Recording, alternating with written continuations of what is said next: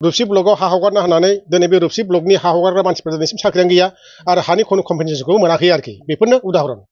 दा बे फाग्लिजरा गामियाव फैनानै जेनाखि समस्या बेखौ आं ग्राउन्ड जिर' रिपर्टआव फैनानै आरो माखासे रेकर्डफोरखौ तदन्त खालामनानै नुनो मोनदों जे बे एरियायाव गासैहाय 17टा रेभिनिउ भिलेजनि गेजेराव जे बे एपिडिसिएल कम्पानिनि हानि मोनसे समस्या बे समस्याफोरनि बिथोरावहाय नुनायानो जे मोनसे ज्वलन्त समस्या बियो दा जागासिनो दं बे जिनिसखौ माबोरै समस्याखौ समाधान खालामनो हागोन बिनि सायाव तदन्त खालामनानै मोनो जे बे जायगायाव गासैहाय 17टा रेभिनिउ भिलेजखौ नुनो मोनो जेरेखम बादि मावामारि झार मावामारि पार्ट 1 पार्ट 2 फाग्लिजरा झार फाग्लिजरा पार्ट 1 पार्ट 2 आथारखटा झार 1 2 3 4 बासबारि बाजार जलदबा पार्ट 2 दुखिसुखि 1 दुखिसुखि 2 दुखिसुखि झार पार्ट 1 पार्ट 2 पार्ट 3 बे गासैबो एरियानि बिथोरावहाय एखे लेथारिनो बे एखे जिअग्राफिकनि एरियानि बिथोरावनो गासैहाय गिदिर गिदिर मोनथाम जे प्रजेक्टनि थाखाय हा अधिग्रहण खालामनायनि जे जाथाय बेहाय ओरैबायदिखौ नुनो मोनदों जे एपिडिसिएलनि नामै 3600 बिघा आरो रेलवे कच फेक्टरिनि थाखाय 2400 बिघा आरो बिएसएफ केम्पनि थाखाय 1000 हाखौ टटेल 7000 हाखौ जे बोननानै बे खामानि मावनो नागिरनायावहाय रायजो राजाफ्रा एसे गिख्रंनाय फैदों मानो होनना बुङोब्ला बे बृहत एरियाखौ जुदि लाजोबोब्ला बे जायगायावहाय मोनसे अलखद जागोन होननानै गिख्रंनाय फैदों दा जोंनि बे खाथि खाला माखासे गामिफ्राव गभर्नमेन्ट नटिफिकेसन रिजार्भ होननानै जाबाय आरो बे गामियाल'नो रेभिनिउ भिलेजनि आन्डाराव दंजोबो आरो बे जायगायाव गोबां दंफां लाइफांफोर दङ आरो माखासे हायाव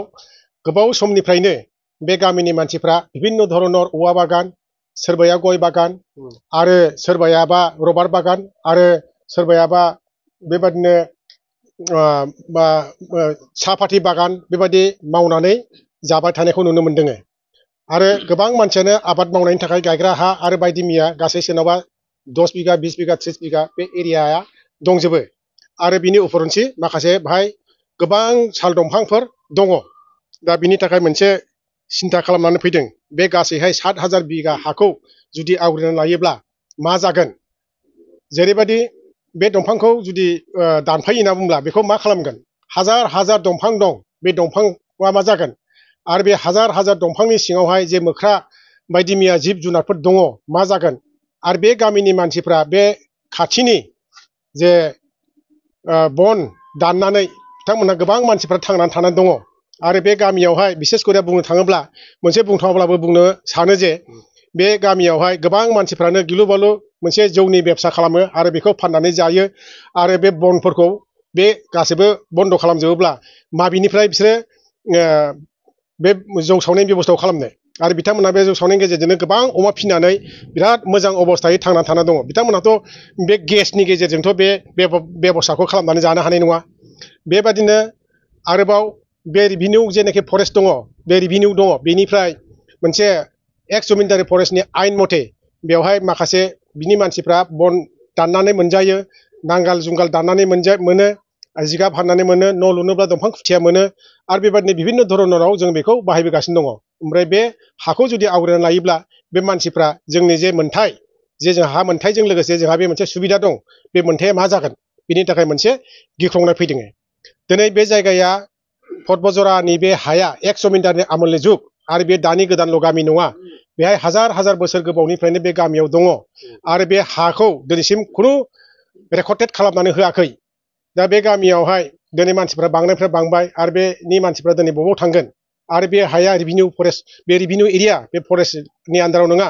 जे दंफाङावनाखि जे हायावनाखि दंफां थायो बेखौ फरेस्ट डिपार्टमेन्टआ जोंनि होननानै बुङो आरो बे दंफां गैयाब्ला बेखौनो रेभिनिउनि होननानै बुङो दा बेबादिनो गोबां उदाहरन दङ दिनैहाय बे फाग्लिजरा होननायाव 1 नम्बराव मोनसे गामि दंमोन बे नबथि होननाय बे गामिया दिनै ब्रिटिश जुगनि समावनो गामिमोन रोहो रोहो आरो बे गामिया बै समनि जे मोनसे मोरोन हाबनायनि गेजेराव बे गामिखौ गारनानै दाबसेयाव गोदानै थादों आरो बे गामिया दिनैहाय दंफां लाइफां जानायखाय बेखौ फरेस्ट डिपार्टमेन्टआ आवग्रिनानै लानाय थिग बेबादिनो गोबां उदाहरन दंबावो मानसुरावबो खज'बारि दङ बे खज'बारि एरियायाबो गोबां बोसोर समनिफ्रायनो बाहाय जोंनि मानसिफ्रा रायजादोंमोन बे मोरोन हाबनायनि समावहाय गारना थांदों दिनै बे फरेस्टआ बेफोरबायदि एरियाखौ गावसिनानै बोननो नागिरदों दा बेबायदिनो जोंनाव बे हा हुनि थाखाय जेबायदि जेंना दङ बे जेंनाखौ सिगां समाव मावनानै होजानो थाखाय बे रायजो राजाफ्रा खावलायदों जे दिनैसिम गोबाव सम जोंनि गभर्नमेन्टआ जानानै थांबाय दा बेखौ नायस'नैनि थाखाय मोनसे दुखु फैदों ओंखायनो सिगां समावहाय बे रायजोआव थानाय रायजो राजाफ्रा जे गावनि दखलिय हाखौ बिथांमोना हगारालासिनो बेखौ रेकर्ड खालामनानै लाग्रोनो खायदाखौ खालामदों आरो बेहाय रायजो राजाफोरनि गेजेरजों आरो गभर्नमेन्टखौबो खावलायदों बिथांमोनहा जे जोंनि मावनानै जाबोनाय जे जोंनि दखलकृत हाफोरखौ जोङो मोनथाय हिसाबै ट्राइबेल राइट हिसाबै जोङो बेखौ मोनजानो लुबैदों आरो उपरन्सि जे थायो बे थानाय हायाथ' मोनसे रिजार्भ हा बे रिजार्भ हानिफ्राय जेनाखि मोख्रा दावख्रा बायदि मैया रोखोम दं बे मा अबस्था जागोन बेफोरबायदि माखासे जाथायनि थाखाय बेखौ मोजाङै बिबेसना खालामनायनि थाखाय सरखारखौ राहा लानो थाखाय खावलायनाय थादों आरो साख्रियाथ' बे खुगानि बाथ्रा बियो बेखौ माबोरै मोनगोन मोना बेखौ बिथांमोनहाबो जायफ्रा बुंग्रा बेबो मिथिखागौ खुगाजों बुंनायाव दिनैहाय अफिसारा सोरबा बुंबाय साननै उनाव ट्रेन्सफार जानानै थांबाय बेहायथ' मोनसे रिटेन रेकर्डखौ होलांनाय नङा आरो सोरबा मिनिस्टारा दा दङ गाबोननो बे गैया बिथाङाबो बे बाथ्राखौ हानाय नङा बिनिखायनो मा धरनाव साख्रि मोनगोन मा रोखोम साख्रि मोना बेफोरखौ केबिनेटनि डिसिसननि गेजेरजों कम्पानिजों रायज्लायनानै मानो थि खालामनानै होनायनि उनाव बुङा मानो सिगां बुंनांगौ आंथ' लुबैयो बियो माबा मोनसे साख्रि थाख्रिनि बाथ्रा बुंदोंब्ला बिथांमोनहा अफिसियेलि हिसाबै बेखौ गामिनो बिलाइ होदों अब्लासो मोनसे राइट थागोन दिनै गोबां बेबादिनो होनाय दङ उदाहरन दं रुपसि ब्लकआव हा हगारना होनानै दिनै बे रुपसि ब्लकनि हा हगारग्रा मानसिफोरा दिनैसिम साख्रियानो गैया आरो हानि कम्पेनसेसनखौ मोनाखै आरोखि बेफोरनो उदाहरन